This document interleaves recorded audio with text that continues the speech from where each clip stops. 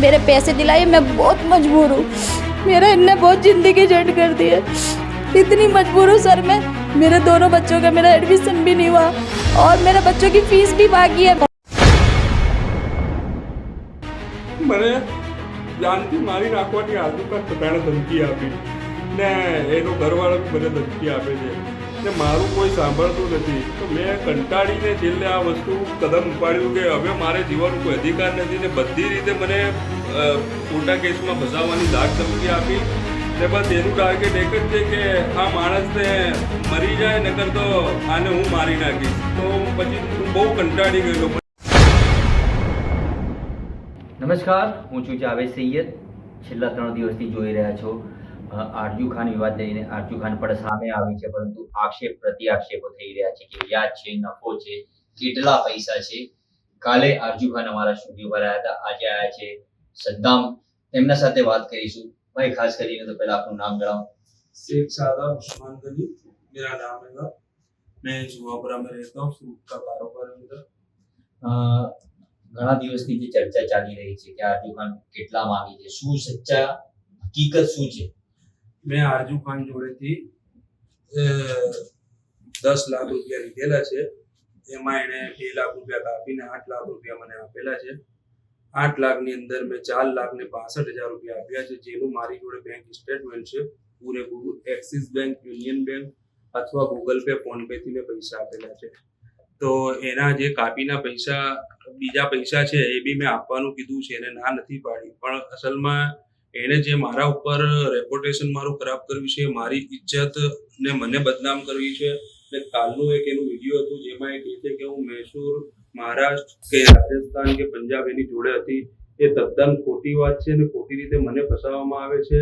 તો પોલીસ તપાસમાં એ વાત હું રાખું છું કે તમે આની તપાસ કરો કે હું ક્યાં હતો ને એ ક્યાં હતી. મારું એની જોડે કોઈ જગ્યા પ્રવાસ નથી, ના હું એની જોડે ગમે ત્યાં ગયો છું. અને વાત એ આવે છે પ્રવાસની વાત આવે છે પૈસાની. તમારે પૈસા આપવાના છે, કેટલા આપવાના છે, લોકો જે જાણવા માંગે છે વાત એ છે. પૈસામાં તો એવું છે કે જે નેગોશિયેબલની કલમ છે બરોબર, એને કોર્ટ થ્રુ પૈસા મારે ચેક બાઉન્સ કરાયા છે.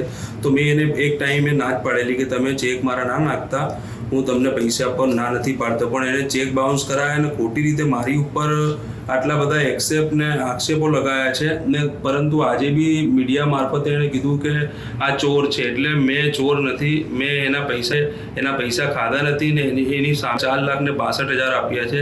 ને જે રાજસ્થાન અબ્બાસભાઈ કરીને મારી છે, પોતે નારંગીના, એમના મેં કારોબાર કર્યો છે એમની જોડે 40-50 લાખ જેટલું. તો એમાં બી મને નુકસાન હતું, તો મેં નુકસાનના એમના પૈસા રોક્યા છે ને એમને બી મેં અબ્બાસભાઈને પૈસા આપેલા છે. એટલે મારું એમની જોડે વ્યવહાર છે ને એની અથવા બીજા બી જે 4-5 લોકો છે જેવું બરોડાવાળા કમાલુદ્દીન સૈયદ, એમના બી પૈસા છે. એમને બી મેં 20-25 લાખ રૂપિયા આપેલા છે.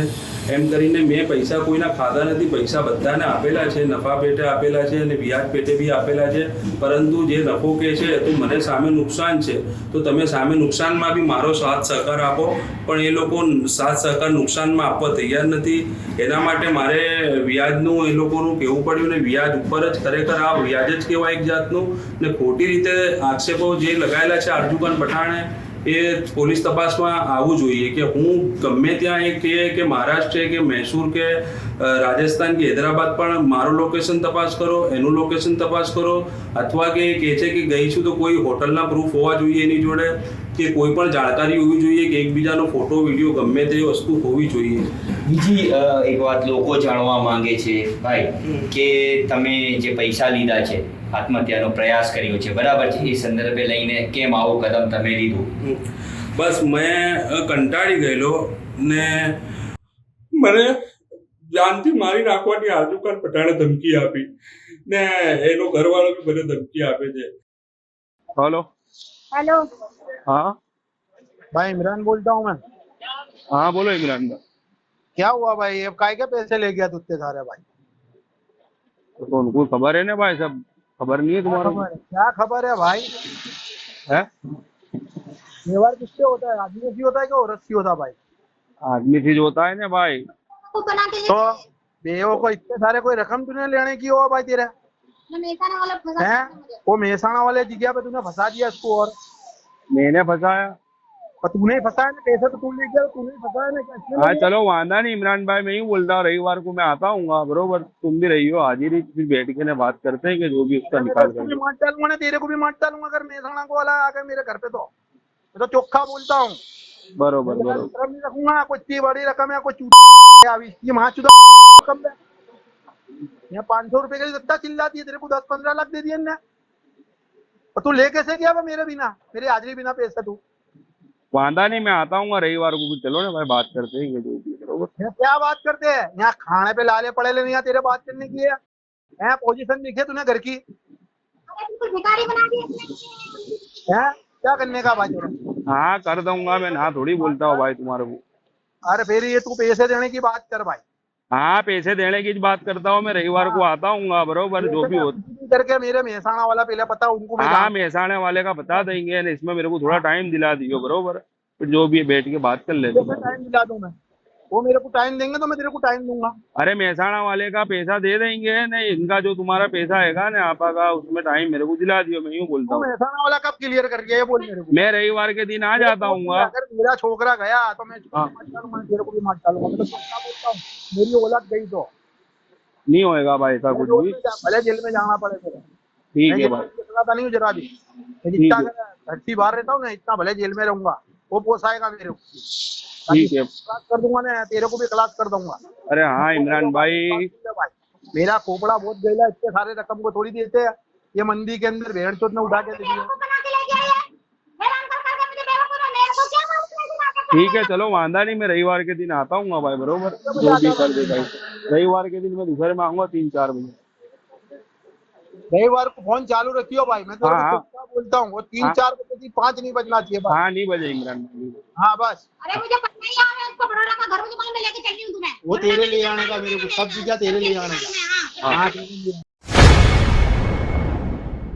ને મારું કોઈ સાંભળતું નથી, તો મેં કંટાળીને છેલ્લે આ વસ્તુ કદમ ઉપાડ્યું કે હવે મારે જીવન કોઈ અધિકાર નથી ને બધી રીતે મને ખોટા કેસમાં ફસાવવાની ધાક ધમકી આપી ને બસ એનું ટાર્ગેટ એક જ છે કે આ માણસને મરી જાય નકર તો આને હું મારી નાખીશ. તો પછી હું બહુ કંટાળી ગયેલો, મને કોઈ રસ્તો દેખાયો નથી, મારું કોઈ સાંભળતું નથી આજ સુધી.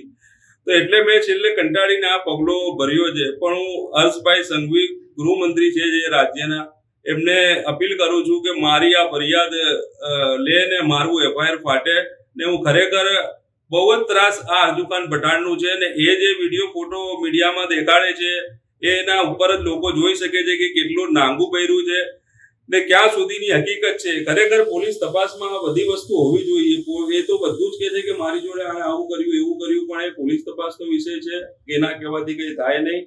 ને હું મારા ઘરવાળાની બહુ ચિંતા થાય છે કે મારા ઘરવાળાને એને ઘરે આવીને ધમકી આપેલી છે, ધાક ધમકી આપેલી છે. આજની રાતમાં બી અમે ઘરે રહીએ છીએ પણ સૂતા નથી, ઊંઘ નથી આવતી ને મારા ઘરવાળા એ ચિંતા કરે છે કે 50-100 લોકોનો ટોળો લઈને આવીને તમારા ઘરે બી કઈ બી બબાલ કરી શકે. તો ખાસ કરીને આની એફઆઈઆર પાડવી જોઈએ. તો જોયું ખાસ કરીને કે જે કાલે આરજુ ખાન હતી તેણે આક્ષેપો કર્યા છે, ભાઈ છે યુવક છે તેમણે આક્ષેપો કર્યા છે. હવે જોવું રહ્યું કે આ જે સમગ્ર વિવાદ છે તેમાં ફરિયાદ દાખલ થાય છે કે બંને વચ્ચે સમાધાન થાય છે.